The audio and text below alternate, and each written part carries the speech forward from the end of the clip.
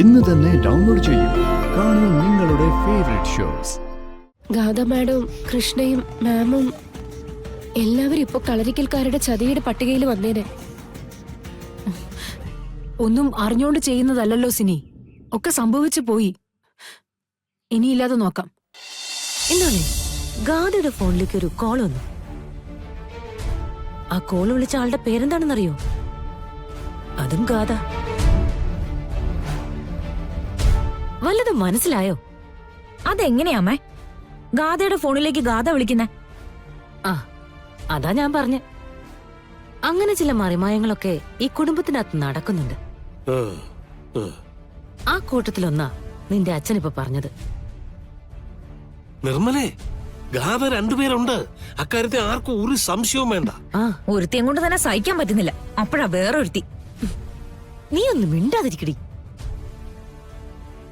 ഉദേട്ടൻ പറ. ആ ഒരുത്തിയെ ഞാൻ പിടിച്ചു പൂട്ടിയിട്ടതാ.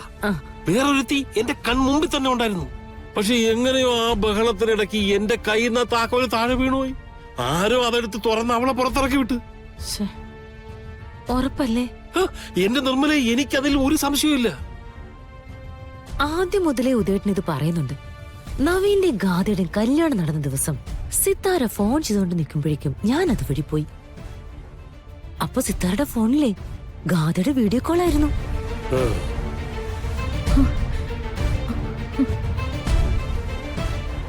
എന്നെ കണ്ടതും സിത്താര ഫോൺ കട്ട് ചെയ്തു. എന്നോട് ബഹളവും വെച്ചു. അതിനുശേഷം നമ്മൾ സിത്താരയുടെ വീട്ടിൽ ചെന്നപ്പോ അവിടെ അവളെ പോലെ വേറൊരുത്തി നിൽക്കുന്നു. എല്ലാം കൂടി കൂട്ടിവെച്ച് വായിക്കുമ്പോ എല്ലാരും കൂടി അറിഞ്ഞ് ഇവിടെ എന്തൊക്കെയോ വലിയ കളി നടക്കുന്നുണ്ട്. പക്ഷെ അത് കണ്ടെത്തണമെങ്കിൽ കൃത്യമായ തെളിവുകളോടെ കണ്ടെത്തണം നിർമ്മലെ. ഞാൻ കണ്ടെത്തും. ഇത് കണ്ടെത്തി പിടികൂടി എല്ലാവരുടെ മുന്നിൽ കൊണ്ടുപോയി നിർത്തിയില്ലെങ്കിൽ ഈ നിർമ്മലയ്ക്ക് ഇനി ഉറക്കം വരില്ല. ദേവമേ, ഇറങ്ങി പുറപ്പെടുന്ന ഒരു കാര്യവും ഇതുവരെ നേരെ ചൊവ്വെ അവസാനിക്കാറില്ല. അതുകൊണ്ട് സൂക്ഷിക്കണം കേട്ടോ. ഓ എന്റെ ഉദേട്ടാ, ഇവൾക്ക് വേണ്ടിട്ടാണോ നമ്മൾ രാപ്പമില്ലാതെ ഇങ്ങനെ കഷ്ടപ്പെടുന്നത്? ഓ നമ്മുടെ വിധി അല്ലാണ്ടെന്താ.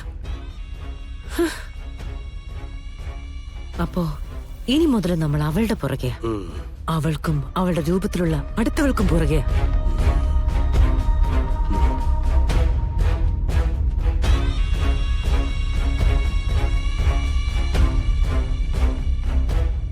ഇനി ഇതിൽ എന്തെങ്കിലും സത്യം ഉണ്ടാവോ? ഞാനിത് കണ്ടുപിടിച്ചിരിക്കും.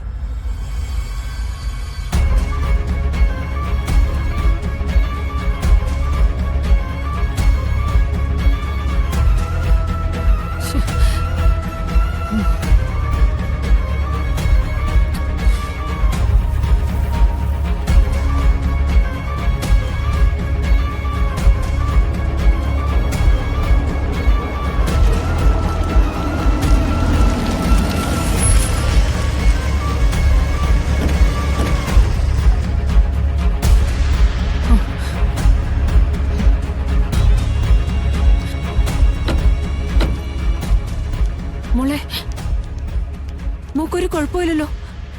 അപകടത്തിന് നിനക്കെന്തെങ്കിലും സംഭവിച്ചോ? എനിക്കൊരു കുഴപ്പമില്ല. Thank God. ഞാൻ നല്ല ടെൻഷനിലായിരുന്നു. എന്റെ ദേഹേ പൊള്ളാതിരുന്നിട്ടുള്ളൂ, എന്റെ മനസ്സ് പൊള്ളിയിട്ടുണ്ട്. അവള് പൊള്ളിച്ചു. അവളുടെ ഡ്രസ്സ് മമ്മി എടുത്ത് സൂക്ഷിച്ചു വെച്ചപ്പോ ഞാൻ നിലത്തിട്ട് ചവിട്ടിയില്ലേ, അതിനവൾ എന്നെ കൊണ്ട് മാപ്പ് പറയിപ്പിച്ചു.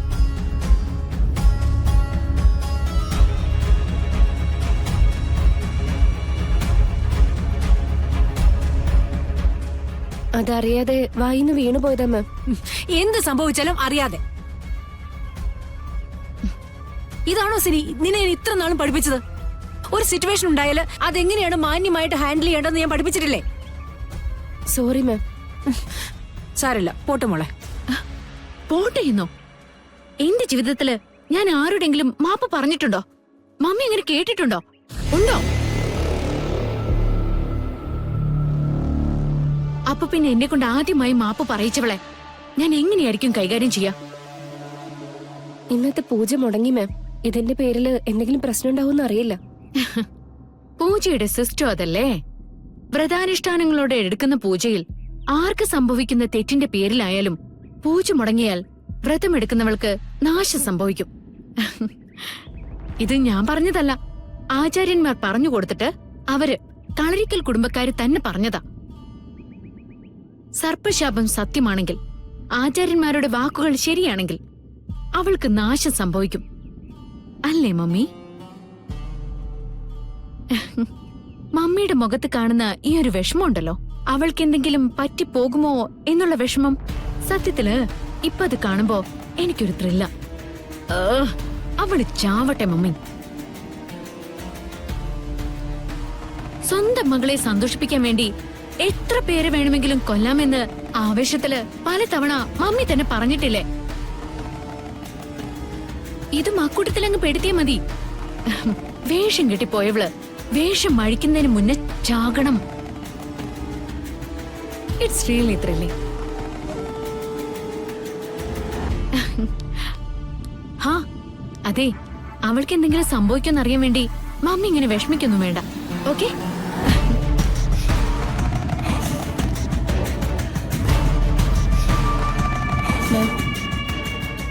ഇനിയെങ്കിലും അങ്ങനെ ഒരു അവസ്ഥ വരാതെ നോക്കണം. ആരുടെ ഭാഗ്യത്തിനാ രക്ഷപ്പെട്ടെന്ന് അറിയില്ല. ഇല്ലായിരുന്നെങ്കിൽ ഗാഥ മാഡവും കൃഷ്ണയും മാമും എല്ലാവരും ഇപ്പൊ കളരിക്കൽക്കാരുടെ ചതിയുടെ പട്ടികയിൽ വന്നേനെ. ഒന്നും അറിഞ്ഞോണ്ട് ചെയ്യുന്നതല്ലല്ലോ സിനി, ഒക്കെ സംഭവിച്ചു പോയി. ഇനിയില്ലാതെ നോക്കാം.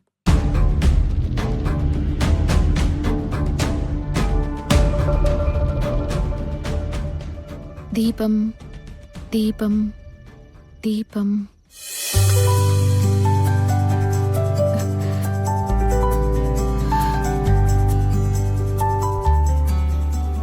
ഭഗവാനെ, എല്ലാവർക്കും നല്ലത് മാത്രം വരുത്തണേ. ആർക്കും ഒരു ദോഷം ഉണ്ടാവരുതേ.